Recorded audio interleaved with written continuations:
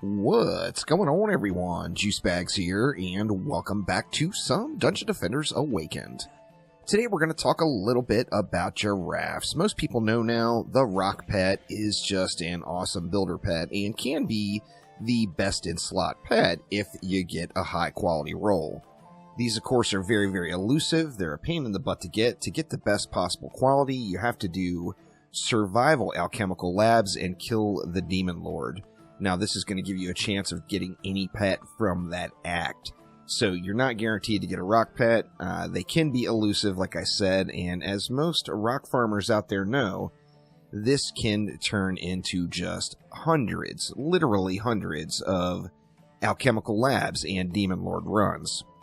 And there is another thing about these rocks. Although the perfect rock will be a best in slot for any builder out there, boy, it sure does suck moving this slow, as, you know, the downside of getting all those beefy stats on that rock pet is it's going to reduce your movement speed by 50%. Now, this will actually take you down far below the base movement speed. So it is no fun running around like this, and you no doubt are going to want some giraffes in your life. So what do you do for giraffes? Where do you go? Well, the place to go is survival. Every survival map, of course, drops a giraffe, and the highest possible quality loot would be from Glitterhelm. However, remember, mix mode is survival, but it's a 6% loot multiplier on top of it. So you're going to get higher potential quality. In fact, until the next update comes and we get the next act, there is not going to be a higher potential quality giraffe than on Massacre Hardcore Mixmode Glitterhelm Caverns. So let's pop on in and check it out. Now, this is a build from Arymer. I am doing one thing differently, and that is Arymer was actively doing this map on an electric aura monk. That was fusion gear. My hybrid monk is actually still set up for ensnares. I don't have electric auras dialed in yet, so I'm going to be doing it with an ensnare aura monk actively. Now, you want to start things off here. You're going to need 3 rifted defenses. You're going to want some rifted fusion auras, or pardon me, some fusion ensnare auras. You're going to want some fusion DSTs, and then you're going to want some fusion electric auras. So let's go ahead and just start things off. Basically, to start off here, we want to split the crystal. So we're trying to get, depending on what your aura range is, we want to get the auras right to the point where they're at about the center of the crystal. We're going to do that with an ensnare aura and an electric aura. It is a little bit easier if you place the electric aura first, and then you can pop a few upgrades on it without having to go through all the messy targeting that comes with aura stacks. And then over here, we want to put these auras as close as possible to that aura stack. And the reason being here is, of course, we're going to be sharing a buff beam. So we'll get to that here in a moment. As I mentioned, it is a little easier to put your electric aura down first. If you don't put the electric aura down first, you can pretty easily space them out a little bit, and then that makes it pretty darn simple to get a few upgrades in the mix. Now we're going to go ahead and hop on down here to this lower lane. And starting right here at the very back of this bench, we're going to go with a DST. Now we want 3 DSTs here. These DSTs are going to handle the flyers, and additionally, they're going to handle any of the large mobs that come out of that ground lane over there. So any ogres that roll out, any healthier mobs, these DSTs are going to take care of that business. Now, you see I turned the DST far enough around where the left edge of it is basically covering down that wall. And the reason being is you want some space out here for the flyers, as you are going to get copter ogres out of this lane. You're going to get regular flyers out of that lane as well, and you want to have proper coverage for those flyers there. And then we're just going to drop our trusty buff beam right here, just sticking to 4DU on that one. Couple of upgrades in, and we can move on over. Now over here, we want to go with an ensnare and an electric as well. Here, I kind of like to get the ensnare so it's just covering the core. And then I usually move the electric aura a little bit further down the lane, you can actually get these up really, really close to spawn, and it is quite nice. And then we're going to buff all of that up with just a little buff beam right here. Let's throw a couple of ups on that electric aura, and we can move right on along to these other lanes. Now, those DSTs are going to put in the work. They're going to handle that lane down below there pretty much 100%. You will want to keep an eye out for ogres, especially depending on what kind of power level you have. Now, obviously, this is not a new player build. This is technically the hardest mixed mode map in the game, so you're going to want to have some stats. Now, you don't need the stats I have, but the higher stats, of course, the less you're going to have to intervene. So here is my Ensnare Aura Monk. I got 4,800 range there, and just went right into Vitality and to Power. This is kind of a generic Ensnare Aura Monk. I do use this for boss fights as well, and that's why I stacked up that Vitality. I've just got a regular old buff beamer, so any buff beamer will do. Here on the Apprentice, I've got everything stacked into Power. It's the golden rule with the Apprentice, stack Power. The main thing is that you have a Fusion DST setup. Now, once again, if you're just breaking into Massacre mode, you're not going to jump to the hardest map and just steamroll it. So you're going to have some stat. Do you need 7,500? Not at all. Anything over probably about 5,000 on main stat will get the job done. And then the more the merrier. And then same thing for the auras. I've got these auras. This is my electric auras, Fusion. They're set at about just under 5,000 range and 6,000 power. Same thing here. Anything over about 4,000 range is going to be fine. Anything over about 5,000 power is going to be fine as well. Now, once we get our Ensnare down, we want to go ahead and put an electric aura here. Same thing. I'm putting the electric aura just slightly forward compared to where the Ensnare is. I want it to just ensure that any enemies that are crowd controlled are going to be taking damage. And then right here at the edge of the aura, I want to get my little DST stack started. So we're just going to go 3 DSTs right here. These we just want to, just cover the lane. So placement is not super critical here. The only thing you want to do is just make sure you're getting your DSTs close enough to your aura stack where you're going to be able to get your buff beam into the mix to hit the auras and the DSTs as well. Now, moving right on over to our far lane across the bridge, this is the only potential problem. This lane can get jacked up, it can get a lot of enemies, and if you lose, a lot of times it will happen on this lane due to an ogre spawn and the DSTs just didn't get the job done. So we're going to go with an Ensnare back here to make sure we're covering that crystal really well for the flyers that are going to come in. And then I'm going to move an electric aura a little bit further up the stairs. It's still covering the core pretty well there. And then straight back against this wall, we want just 3 DSTs. Now the DSTs here, you want to make sure they're covering that flyer lane. So you don't have to really angle them out towards the flyers a whole lot, but do make sure that you've got one edge of your DST is covering that crystal and everything else is still pointed down the lane. Now, as expected, we're going to go ahead and throw down another 4 DU overclock beam here, and that's going to leave us 37 DU left. Let's throw a couple of upgrades there, and then head on down. Now, we're going to be parked and DPSing in the middle of the map. We're going to park right here. So here, we're not going to go with as much of a DST stack. So you want to go right at your aura split. Depending on the range of your auras, that will be a different place, but you did want to center those kind of close to the crystal. And we're just going to go with 2 DSTs facing this way, and then 2 DSTs facing this way.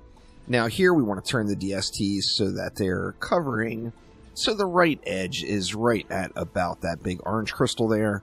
And that seems to be getting the job done. Now, if any enemies do pass that point and are marching up the stairs here, you are going to get walloped. So you want to keep an eye out for that, as ogres will walk through those DSTs since there's only 2 of them and won't make it all the way up. Now we want to go ahead and put our buff beam down here so that it's covering both aura stacks. We'll get some upgrades on it. And you got 1 reflect beam, 1 DU left for an reflect beam. If you want to farm up a little gold while you're doing this and you don't want to go full on AFK, then by all means you can throw a reflect beam here, and you can easily farm the sirens here completely safe. So we'll go ahead and chillax it out and let this wave fly. As I mentioned, this is a build from Arymer, although I'm doing it a little differently on the active hero. This build is still going to get the job done here, and just kind of watching where the ogres are coming from. You see we had an ogre from that lane, but those DSTs are going to handle it. The only time I really have ogre issues is really if it comes from one of these close lanes and I'm not paying attention, or if it comes from the lane across the bridge. So if that ogre does come out of that far lane, you might want to keep an eye on it, throw a little DPS down to that side of the map. But the rest of the time, it's not even super important. Like, I'm using a speedy gemstone here. I don't even really feel like I need the speedy. You can use any pet you want. Of course, a speedy is going to help. Certainly not going to hurt the mix. You don't really need the range on this map, so striking is not necessarily required like it would be if you were doing the regular survival with the big DST stacks right here. So no walls, of course, so no aggro point for ogres other than the crystals. So you will want to watch those ogres as they roll in. As anything that gets too uppity, you're going to have to run over and make some last-minute repairs, no doubt. The copter ogres get handled pretty well. They do get really close to the edge on that row down there, but they do get handled, and no issue there. The two DSTs that are pointed down that way are going to prioritize those copters, so they're going to take them out before they can land down on that row. Now, if anything does push in, of course, you've got those DSTs at the bottom that are handling anything else that might roll up. So pretty smooth running map altogether. You can actually get it done really quick. Now, obviously, doing the explanation and everything, this is far from a speed run. But Arymer was recording times at like 10 minutes pumping this map out doing this build. Now, the benefit of going with electric auras on your hybrid instead of ensnares, basically, electric auras are going to be harder to set up because you do want some DPS element out of your active hero as well. Ensnares will be the easiest to set up, but if you do get electric auras set up with an acceptable amount of power, rate, and range, you are going to just be a powerhouse, because remember, you get an active builder bonus, so any defenses that were built by your active hero are going to get that builder bonus and a damage buff. So definitely a solid move to work on an electric aura hybrid set, no doubt about it. Let's go ahead and just slap some upgrades around, and basically I want to put most of the mana into the DSTs once I get these buff beams upgraded all the way. But it's a pretty smooth, chill running build, no doubt about it. We're going to go ahead and jump on forward to wave 25 after we get some upgrades in order, and we'll check out the last wave and see how it runs. So here we are on wave 25. I'm just gathering up the majority of the mana here and going to try to dump it all into this far lane across the bridge.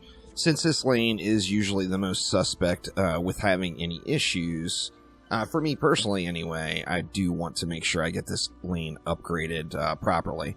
So let's get our overclock beam jacked all the way up and then dump the rest of this mana into those DSTs, and we should be good to go to get us a shiny new giraffe here. So we can go ahead and fire it up and get things started and see how this last wave runs. Now, as I mentioned, you just want to keep an eye out for the ogres. We see the ogre is actually the close lane here, so I'm just going to spray it down, and it's good game.